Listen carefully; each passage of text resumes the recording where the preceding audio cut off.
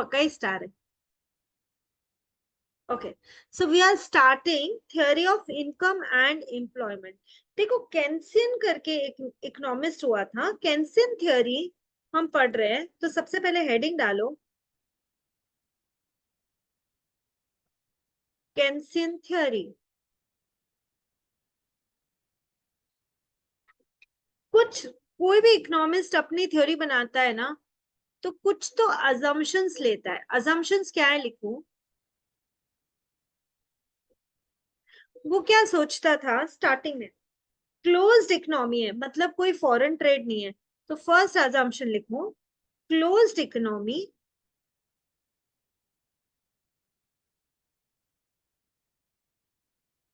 Closed economy का मतलब क्या है? No foreign trade, export import नहीं हो रहा, सिर्फ अपने देश में जो बना रहे हो वो खा लो, वो पहन लो, बाहर से कुछ नहीं। So no foreign trade.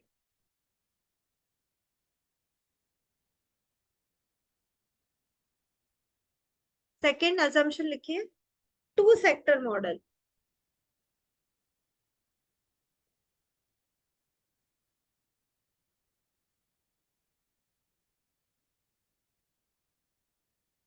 मतलब टू सेक्टर मॉडल क्या है कि जो हाउस होल्ड है ना, वो फर्म्स को, देखो यहाँ पे बनाओ हाउस होल्ड, डायग्राम से याद हो जाएगा। एक साइड है हाउस होल्ड, एक साइड है फर्म। जो हाउस होल्ड है वो होते हैं फैक्टर्स ऑफ प्रोडक्शन के मालिक, ओनर। और फर्म को प्रोड्यूस करने के लिए लैंड भी चाहिए, लेबर भी चाहिए, कैपिटल भी चाहिए, एंटरप्राइज एंटरप्रेन्योर भी चाहिए। तो जो फैक्टर्स ऑफ प्रोडक्शन है ना, वो हाउस होल्ड फर्म को देता है। क्या देता है? फैक्टर्स ऑफ प्रोडक्शन,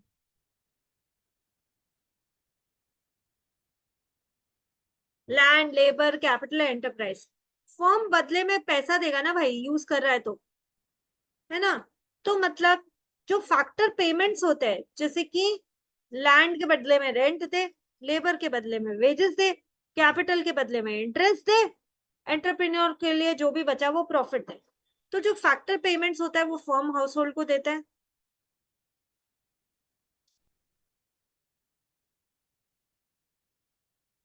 अब फर्म कुछ तो गुड्स एंड सर्विसेज बनाएगा। यदि पार्ले जी कंपनी है, बिस्किट बना रही है भाई, ठीक है, तो फर्म जो गुड्स एंड सर्विसेज बनाएगा वो किसको बेचेगा? हाउस होल्ड को। तो फर्म हाउस होल्ड को बना के क्या दे रहा है? Goods and services.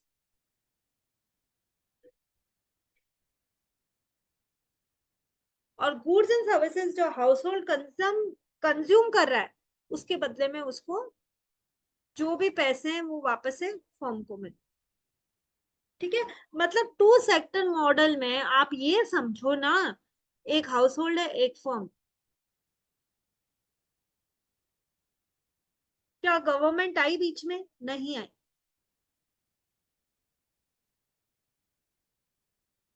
तीसरा इसका अजम्पशन है फिक्स्ड प्राइस लेवल।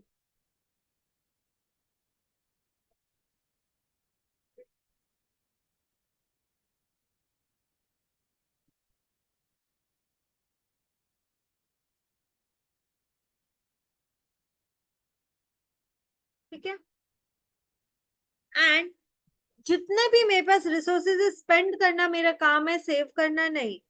तो शॉर्ट रन में, फोर्थ में एक साथ में लिख दो, शॉर्ट रन की बात की जा रही है, शॉर्ट रन की बात की जा रही है। और वहां पे हम क्या बोल रहे हैं? शॉर्ट रन की बात की जा रही है। क्या एक्सेस कैपेसिटी देखने को मिलती है? एक्सेस कैपेसिटी नहीं, हम पूरा यूज करना चाहते हैं।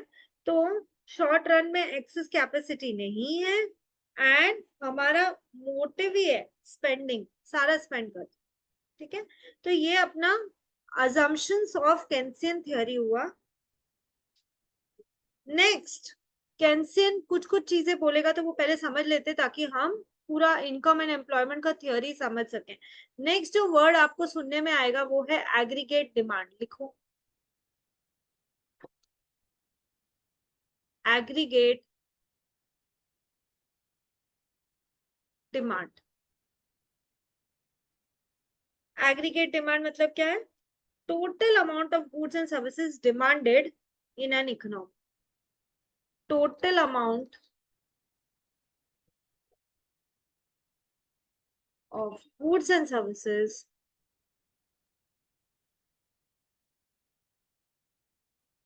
demanded in an economy. That is aggregate demand.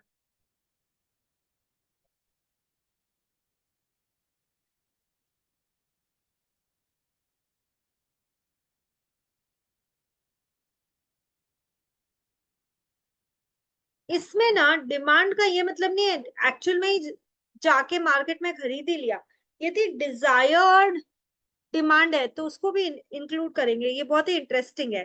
तो इट रिफर्स टू लिखिए, it refers to desired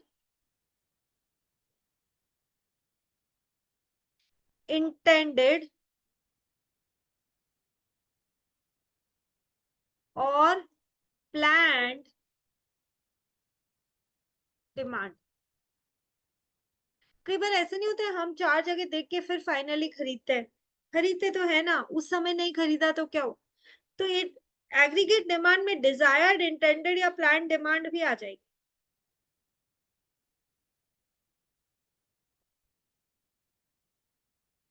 plan demand को क्या बोलते हैं, लिखो, एक्स एंटी डिमांड।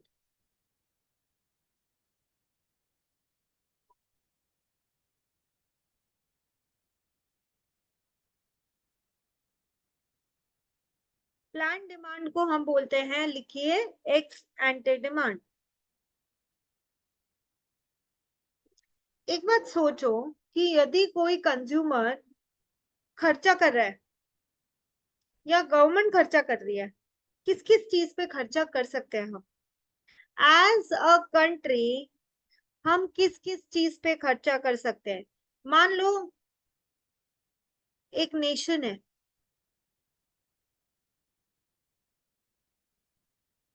हम सब मिलके किस किस चीज पे खर्चा कर सकते हैं।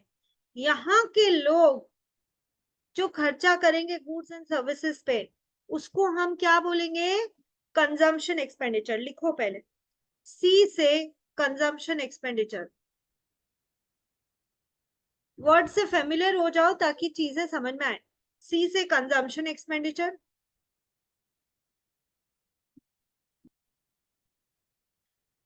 आई से इन्वेस्टमेंट एक्सपेंडिचर। एक बिजनेसमैन बिजनेस में इन्वेस्ट करता है ना, ठीक है, तो उसको तो पैसे चाहिए इन्वेस्ट करने के लिए, रिसोर्सेस चाहिए,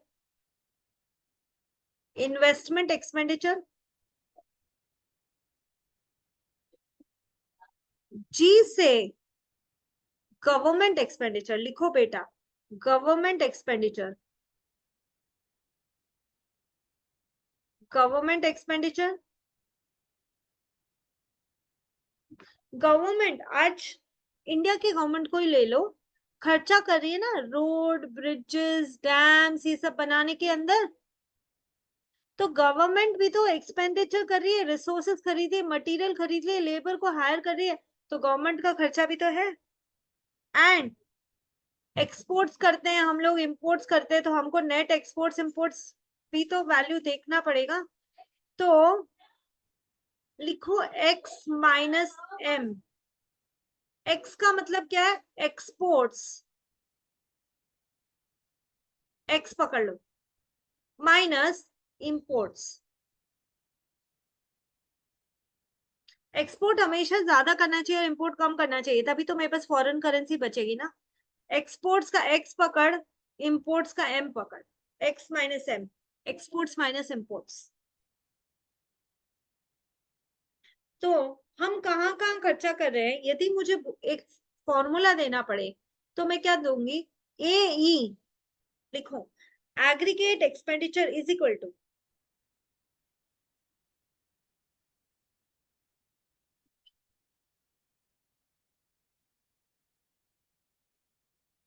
aggregate expenditure is equal to C plus I plus G plus X minus M. That is consumption expenditure plus investment expenditure plus government expenditure plus exports minus imports. यहाँ मैंने खर्चा किया है. ये फॉर्मूला बहुत बहुत बहुत इंपॉर्टेंट है. आपको लिखना चाहिए, आपको ध्यान होना चाहिए. ध्यान से सुनो, ध्यान से लिखो, बार बार रिवाइज करो. Aggregate expenditure is C plus I plus G plus X minus M.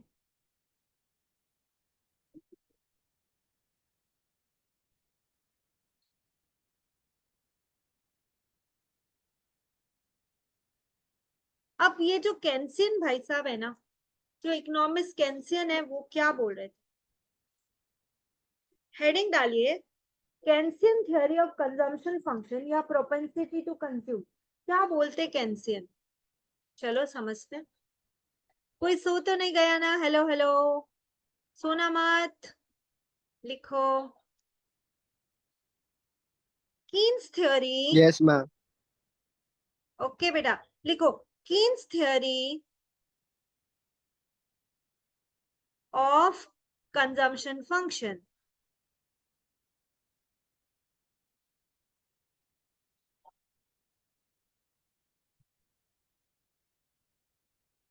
और प्रोपेंसिटी टू कंज्यूम क्या है सिखा रही हूँ, अभी तो सिर्फ हेडिंग लिखा है.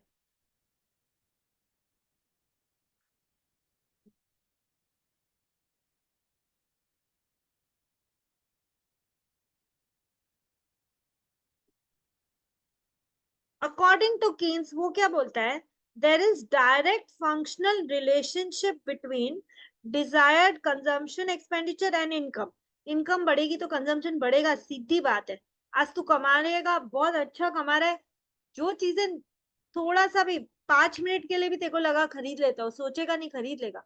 तो भाई इनकम से कंजम्पशन का रिलेशन है. हाँ है, ये कीन्स भाई साहब बोल रहे. लिखो अकॉर्डिंग टू कीन्स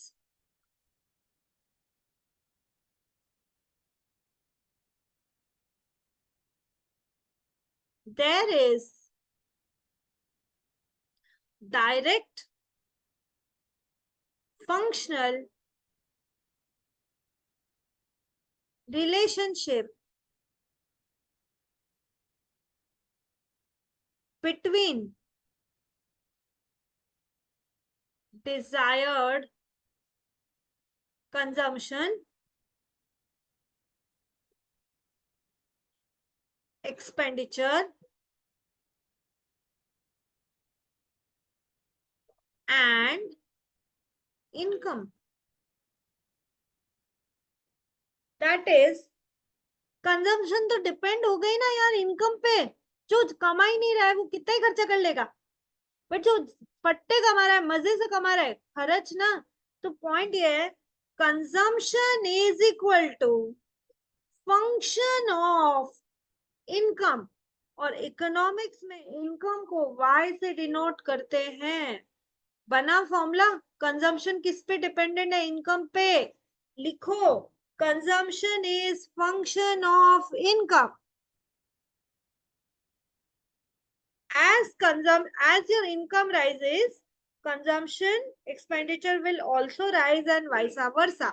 यानी रिलेशनशिप कैसी हुई?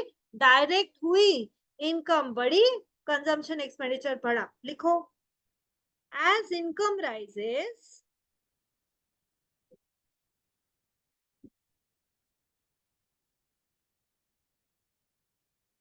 consumption expenditure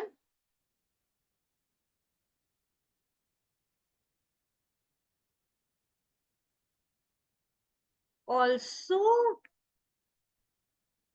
rises and vice versa.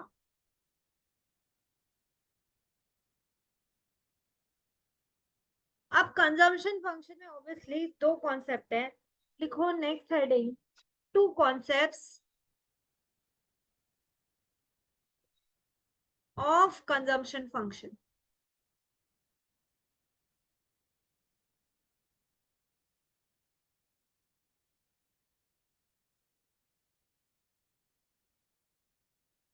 APC MPC, A दिखते ही एवरेज याद हो जाना चाहिए अभी तक। APC average propensity to consume, and दूसरा लिखो MPC marginal propensity to consume. अब भी हम लोग सीख रहे थे मार्जिनल मींस एडिशनल, तो APC average propensity to consume मतलब तुमने, तुम्हारी इनकम कितनी थी और तुमने कंज्यूम कितना किया। तुम्हारी 100 रुपीज इनकम और 70 खर्चा कर लिया, तो 30 सेव क्या होगा। एपीसी कितना होगा, consumption upon income. Marginal propensity to consume कितना होगा, मार्जिनल मींस एडिशनल या चेंज, चेंज को हम डिनोट करते हैं डेल्टा से, डेल्टा मतलब triangle. MPC is equal to delta C upon delta, अरे मेरा डेल्टा क्या हो गया भाई तुझे, delta C upon delta Y.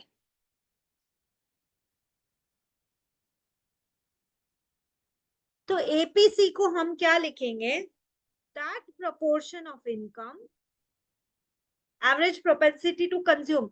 यदि तुझे एपीसी का नाम भी याद नहीं रह रहा तो लिखना यार, APC is average propensity to consume, MPC is marginal propensity to consume. APC is that proportion of income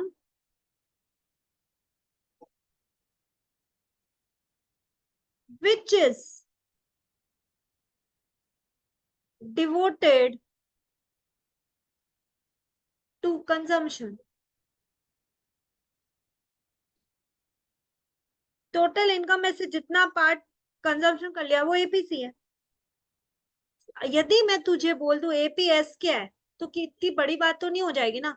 average propensity to save, यार इनकम का दो ही चीज कर सकता है, या तो कंज्यूम कर सकता है या तो सेव कर सकता है, तीसरी चीज क्या करेगा। तो यदि वो एपीएस पूछ रहा है तो एस अपॉन वाई लिख देना ना, सेविंग अपॉन इनकम। या मैं ऐसे भी तो लिख सकती हूँ एपीएस इज इक्वल टू, भाई यदि वाई माइनस सी कर दूं तो सेविंग ही बचेगा ना। वाई जो टोटल इनकम है माइनस सी कंजम्पशन कर दूं तो क्या बचेगा, सेविंग। वाई माइनस सी, टोटल जो इनकम थी उसमें से कंजम्पशन हटा दो तो सेविंग बचेगा, upon Y.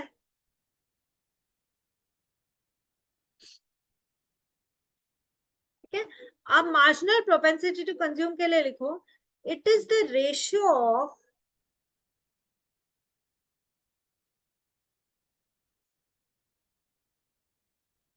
it is the ratio of change in consumption, delta मतलब change,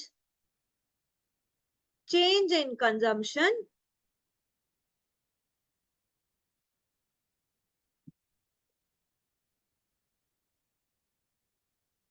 to the change in income। तो ये हो गया एमपीसी। एपीसी और एमपीसी दो कॉन्सेप्ट हैं कंजम्पशन फंक्शन के। यदि वो बोले प्रॉपर्टीज ऑफ कंजम्पशन फंक्शन बताओ, बता देंगे ना, इसी से निकाल के ही तुमको दिखा देते हैं। चलो लिखो properties of consumption function.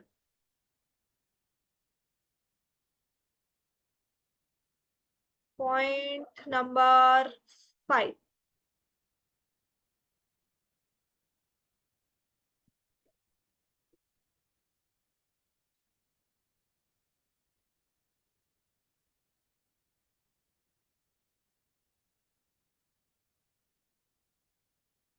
Properties of consumption function. First property, भाई कंजम्पशन और इनकम में तो डायरेक्ट रिलेशनशिप है, एक बढ़ता है तो दूसरा बढ़ता है, इनकम बढ़ेगी तो कंजम्पशन बढ़ेगा। लिखो देयर इज डायरेक्ट रिलेशनशिप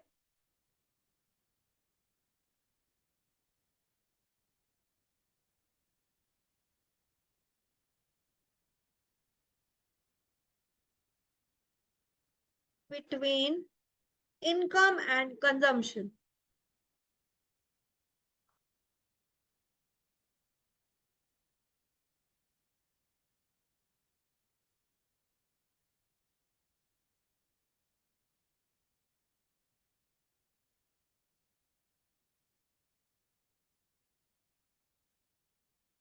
अब एक बात बताओ, स्टार्टिंग में जो गरीब आदमी होता है ना, उसकी इनकम बढ़ेगी तो सारा पैसा कंज्यूम करने, भाई खाना तो खा ले, कपड़े तो खरीद ले, तो सारा पैसा स्टार्टिंग में तो वहीं जाता है। बट जैसे जैसे इनकम बढ़ती जाएगी ना, आज मिस्टर अंबानी है, भाई इनकम तो बहुत कुछ अच्छी खासी है ना, ऑलरेडी जो कंज्यूम करना है तो दुनिया का काफी कुछ कंज्यूम कर ही रहे हैं ना, अच्छा खाना, अच्छा कपड़ा, अच्छा घर, everything good good good consumption. तो अब एक लेवल के पीछे कंजम्पशन करके भी कितना करोगे, तो वो पैसा कहाँ जाएगा, फिर सेविंग में ज्यादा जाएगा। तो लिखो, एज वाई इंक्रीजेस, वाई मतलब इनकम ना, as Y increases,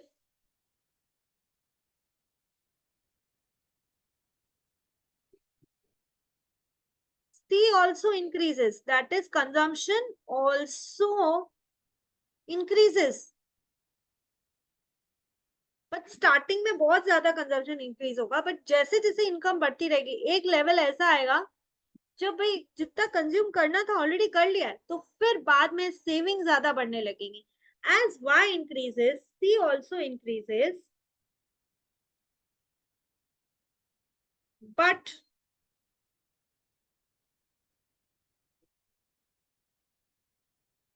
somewhat in smaller amounts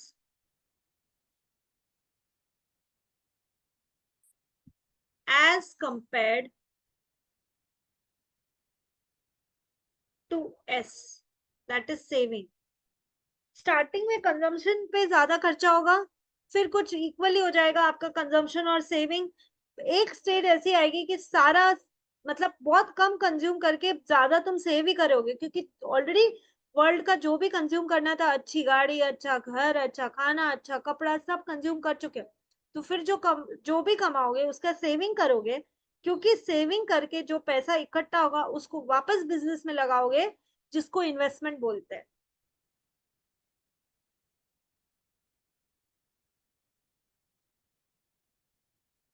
तो कंजम्पशन क्या है भाई, हमेशा जीरो से ज्यादा होगा लेकिन वन से लेस होगा।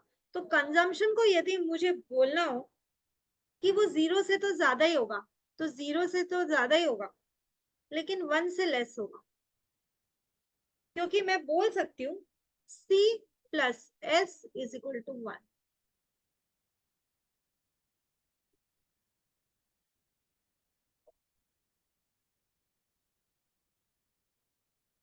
Consumption is always greater than zero but less than one.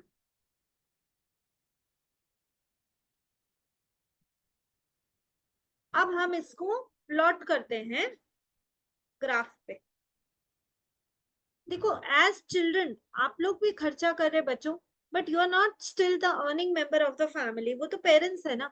but that doesn't mean that you are not consuming, you are, right, you are consuming, but अभी कैसे है वो देखते हैं। बहुत अच्छा डायग्राम कॉन्सेप्ट्स क्लियर करने वाला बनाइए। X axis, Y axis, origin. देखो, तुम्हारी इनकम हाल फिलहाल जीरो है, हाँ कोई यदि काम कर रहा है कुछ एडिशनल तो मैं उस बच्चे को नहीं बोल रही हूँ, बट जनरल बात कर रही हूँ कि इनकम आपकी अभी जीरो है, जीरो हो सकती है, बट धीरे धीरे आप काम करेंगे और बढ़ेगी, है ना। तो इनकम जीरो से स्टार्ट होती है और बाद में बढ़ती जाती है, एक 45 डिग्री लाइन लेती है, ये 45 डिग्री है। तो ये क्या 45 डिग्री क्या डिनोट कर रहा है तुमको, इनकम, यानी कि तुम्हारी वाई। बट तुम्हारी इनकम जीरो थी, जीरो है, तब भी तुम यार खाना कपड़ा ये सब तो तुम कंज्यूम कर ही रहे हो ना। तो इनकम जीरो होती है तो भी यू विल बेग बोरो और steel, but still you will consume. तो कंजम्पशन कभी भी जीरो से स्टार्ट नहीं होता, ऊपर से स्टार्ट होता है। माइंड यू, कंजम्पशन कभी भी जीरो से स्टार्ट नहीं होता, यू विल बेग बोरो और स्टील बट स्टिल कंज्यूम। तो हमारा कंजम्पशन का लाइन बनाते हैं ऐसा, ये है consumption, not starting from zero. ये वाला जो पॉइंट हमको मिला, इस पॉइंट पे क्या मैं बोल सकती हूँ कंजम्पशन इक्वल टू इनकम? हाँ बोल सकती हूँ, ठीक है, कंजम्पशन इक्वल टू इनकम। तो इस पॉइंट से पहले वाला जो भी एरिया है ना भाई, मैंने बोरोइंग की है और फिर खर्चा किया है, क्योंकि मेरी उतनी कंजम्पशन मेरा ज्यादा है और इनकम कम है, तो ये तो बोरोइंग का एरिया हो गया। या सेविंग तो मैंने की नहीं, तो मैं दूसरा वर्ड जो बोल सकती हूँ वो है डिस सेविंग। अब इक्विलिब्रियम के ऊपर, है ना, जब इनकम बढ़ा है और कंजम्पशन नीचे है, तो उस समय इनकम बढ़ा और कंजम्पशन का मतलब जो पैसा बच रहा है वो कहाँ जा रहा है? सेविंग में जा रहा है ना। तो ये वाला जो एरिया है ना, ये सेविंग का एरिया है।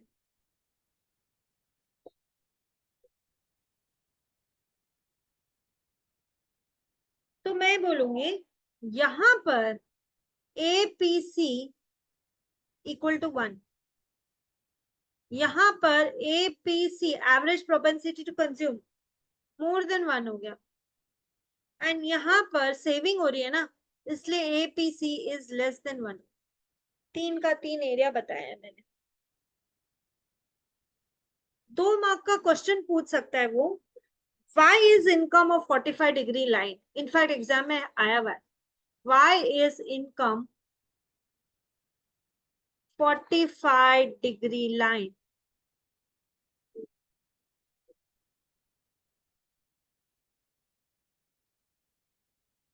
45 डिग्री लाइन होने का मतलब क्या है? यदि यहाँ पे मैं एक 45 डिग्री लाइन खींच रही हूँ, 45 डिग्री, बेटा राइट 45 डिग्री तुम समझो ना, यदि मैं 45 और इधर भी 45 डिग्री होगा तो 90 डिग्री। मैथ्स में तुमने पढ़ा होगा बचपन में, ये 90 डिग्री है, 90 डिग्री। तो 45 डिग्री लाइन का मतलब है वो एक्स एक्सिस और वाई एक्सिस दोनों इक्विवेलेंट डिस्टेंस पे है। एक एक तुम्हारा एक्स और वाई एक्सिस है, बीच में 45 डिग्री लाइन खींची, तो वो एक्स और वाई एक्सिस से दोनों इक्वल डिस्टेंस पे है ना।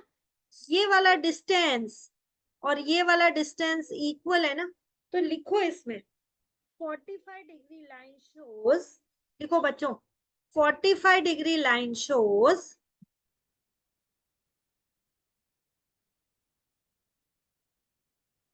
it is equidistant या equidistance,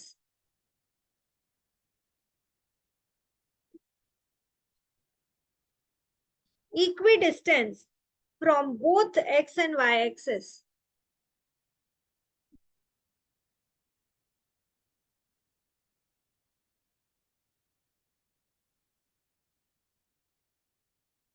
That is, it is the same distance from x axis and y axis।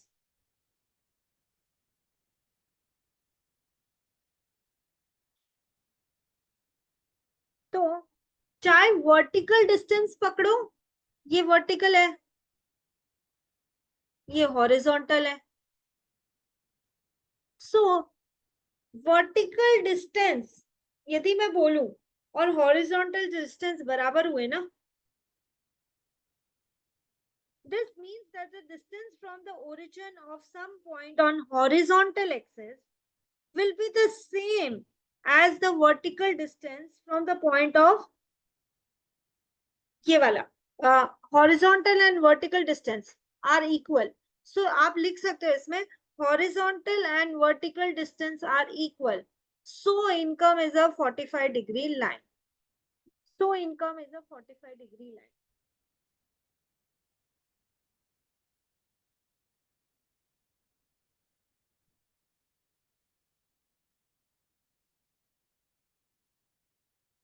Okay अच्छा बच्चों, हम फटाफट ना 4-5 मिनट में सेविंग का भी फटाफट कर लेते हैं। इतना बात हमेशा याद रखो, APC plus APS is equal to 1, 1 ही होगा ना। APC plus APS is equal to 1, average propensity to consume plus average propensity to save is equal to 1, because consumption plus saving is your total income. Formula लिखो, C plus S is equal to Y. अच्छा, चाहे consumption हो वो भी income का part होगा, saving भी income का पार्ट होगा, तो क्या मैं लिख सकती हूँ सी अपॉन वाई, टोटल इनकम में जितना भी कंजम्पशन है प्लस जितना भी सेविंग किया वो भी इनकम में से ही होगा, तो सी भी वाई में से ही निकल रहा है, एस भी वाई में से ही निकल रहा है, तो न्यूमरेटर में डाला सी, डिनोमिनेटर में वाई, न्यूमरेटर में डाला एस, डिनोमिनेटर में Y, is equal to total income ही है तो वाई अपॉन वाई, ऐसा भी लिख सकते हैं, C upon Y plus S upon Y is equal to Y upon Y.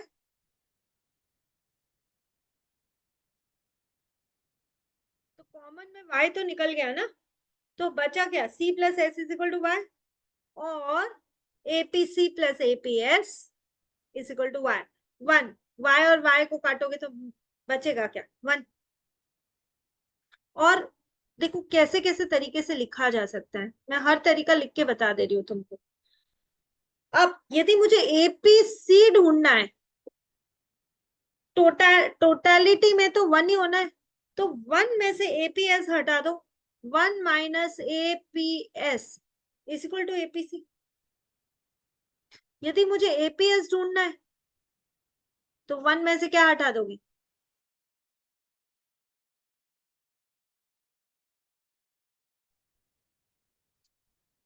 APS is equal to one minus APC.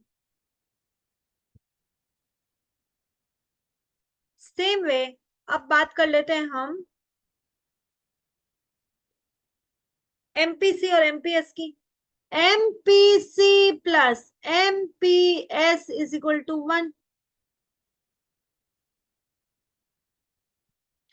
Marginal मतलब चेंज, तो एमपीसी मतलब क्या है, चेंज इन कंजम्पशन, एमपीएस मतलब क्या है, चेंज इन सेविंग, वन। तो ये चेंज कंजम्पशन और चेंज इन सेविंग क्या रिजल्ट करता है, change in your income, change in Y. तो चेंज इन सेविंग या change in consumption, change in consumption depend किस पे करेगा, चेंज इन इनकम पे ही ना, change in Y, plus change in saving किस पे डिपेंड करेगा, चेंज इन इनकम पे ही, delta Y is equal to, यहाँ पर तो टोटलिटी में इनकम वन ही होगी, delta Y upon delta Y which is one.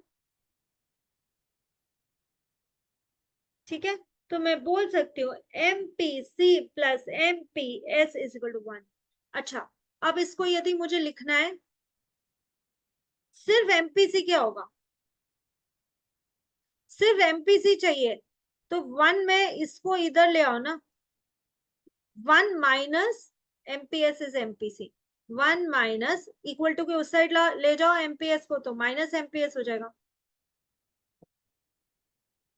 अच्छा, मुझे यदि एमपीएस चाहिए तो एमपीएस इज इक्वल टू, यदि ये चाहिए तो वन माइनस एमपीसी कर दो, उसको जितना फॉर्मूला चाहिए सब दे दो ना, तो एपीसी एपीएस एमपीसी एमपीएस, देखा।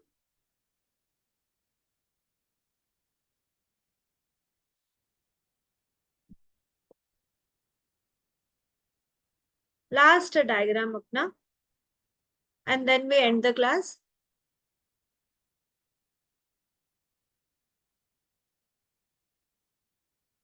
देखो अभी अपन ने सीखा ही था, अपन हमेशा ऐसे बना रहे हैं, ठीक है, फोर क्वाड्रेंट्स होते हैं उसमें हम एक ही बना रहे हैं एक्स और वाई का, तो हमने उसमें बोला ही ना कि ये जो 45 डिग्री लाइन है ये तुम्हारा वाई है, ऊपर से जो जा रहा है वो तुम्हारा सी है, ठीक है।